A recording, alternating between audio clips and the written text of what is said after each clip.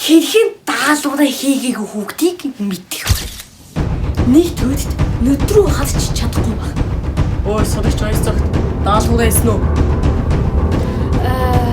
Хийс авш. Ангидад хийсэн бодлоготой адил болгол. Хойс тооног хэсэг хугацааны дараа тагнаас. Даалгавраа хийсэн нөхөө. Ямар даалгавар? Юу штэ багш? Тэр чинь нөгөө багшин даалгавар өгөөгүй штэ. Авраад багтаа байгаараа. Тооног биеийн хэлэмж. Сурагч хойс цагт даалгавраа хийсэн үү? Юу даалгавраа бүгдийг нээсэн багш. Гатгатаа төвтөрнө болсон ч.